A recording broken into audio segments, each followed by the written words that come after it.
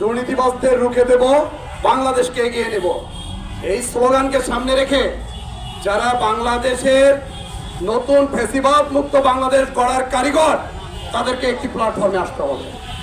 প্রথমেই যে কাজটি, সেটি হচ্ছে ভিন্ন ভিন্ন ভাবে নয়। আপনি একটি লাঠিকে ভাঙতে পারবেন, কিন্তু 10টি লাঠিকে কিন্তু ভাঙতে পারবেন না। বাংলাদেশে এরকম মোস্তফা সরোয়ার ফারুকীর মতো যারা রয়েছেন, এই জাদুঘর থেকে শুরু করে এই জাদুঘরে যারা ওই সময় নিয়োগপ্রাপ্ত হয়েছেন, এরকম যারা দুর্নীতিবাজ সমস্ত মন্ত্রণালয় রয়েছে, আমরা সবাইকে প্রতিহত করে দেব। আমরা ঐক্যবদ্ধভাবে তাদেরকে প্রত্যেকটি মন্ত্রণালয় থেকে বের করে দেব। এই বাংলাদেশ গড়তে হবে। এখন বাংলাদেশ গড়ার সময়। আমরা রক্ত দিয়েছি বাংলাদেশ গড়ার জন্য। আমরা কোন দুর্নীতিবাজ প্রশাসন, দুর্নীতিবাজ কোন ধরনের কাউকে দেখতে চাই না। প্রিয় সাংবাদিক ভাইরা, একটি গুরুত্বপূর্ণ মেসেজ। আপনারা দেখছেন আমার পিছনে একটি ছবি আছে, আপনারা দেখুন। প্রশাসনে দুর্নীতিবাজ কর্মকর্তাকে সামনে রেখে, পাশে রেখে এই বাংলাদেশকে এগিয়ে নেওয়া সম্ভব নয়। এটা চিরসত্য বাণী। আমার পাশে দুর্নীতিবাজকে রেখে কখনো এই বাংলাদেশকে সুন্দর এবং সাবলীল একটি বাংলাদেশ উপহার দেওয়া সম্ভব নয়। তাহলে আমাদেরকে কি করতে হবে? আমাদেরকে যার যার জায়গা থেকে এই সব দুর্নীতিবাজ, চাটুকর, এই ধরনের প্রশাসনে লুকিয়ে থাকা এই ধরনের ব্যক্তিদেরকে খুঁজে খুঁজে জনসম্মুখে এনে তাদেরকে এই বাংলাদেশের গুরুত্বপূর্ণ জায়গা থেকে সরিয়ে দিতে হবে। প্রিয় সাংবাদিক ভাইয়েরা, জাদুঘরে যেসব নিয়োগ হয়েছে আপনারা জানেন, অন্তর্বর্তীকালীন সরকারের সময় যখন বাংলাদেশকে সুন্দর একটি বাংলাদেশ উপহার দিবে, তখন তারা এই ধরনের নোংরা লোকজনদেরকে নিয়োগ দিয়ে আজকে বাংলাদেশকে অকার্য করার জন্য যে ব্যবস্থা করেছে, তারই বহিঃপ্রকাশ আজকের এই ব্যানার লুট।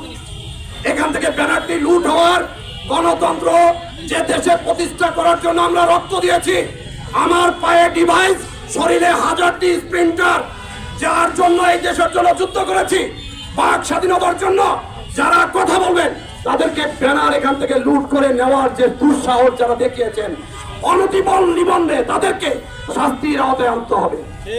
তাদেরকে শাস্তির আওতায় আনতে হবে। নতুবা এই ছাত্র গণঅভ্যুত্থানে যারা রয়েছেন, একটি প্ল্যাটফর্মে এসে রাস্তায় অবরোধ করে এই ধরনের যারা সুশীল সেজে বসে আছেন, তাদেরকে আমরা জনসম্মুখে নিয়ে আসবো।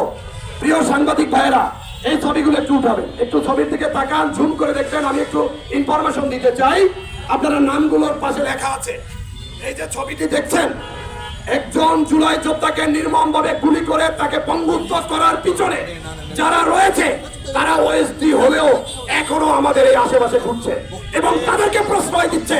আবার উপরোক্ত কিছু পুলিশ কর্মকর্তারা, তারা এখনো সুশীল সেজে বসে আছে। আমি যেটি বলতে চাই, এই যে আপনারা দেখছেন এএসআই লিটন সুতার, ইনি সরাসরি গুলি করেছেন। এডিসি রবিউল আরাফাত সরাসরি গুলি করেছেন। ডিসি হুমায়ুন কবির গোয়েন্দা বিভাগে সরাসরি গুলি করেছেন যেসব জুলাই যোদ্ধাদের। আমি আজকে দেখছি এরা বিভিন্ন পুলিশ কর্মকর্তার সহযোগিতায় তারা এখনো মাসে মাসে বেতন নিচ্ছেন। আপনার আমার পকেটের টাকা এখনো তারা বেতন ঢুকাচ্ছেন।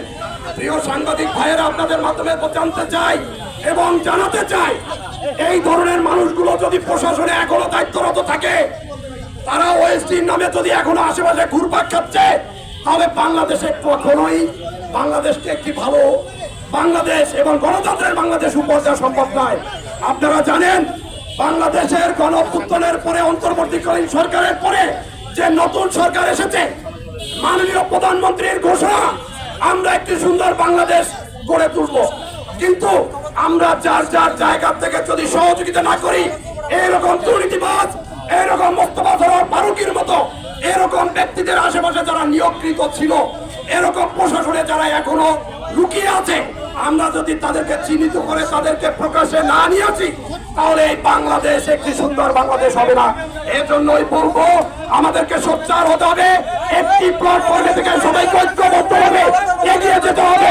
এগিয়ে হচ্ছে আমাদের আজকের এই প্রোগ্রাম থেকে বার্তা।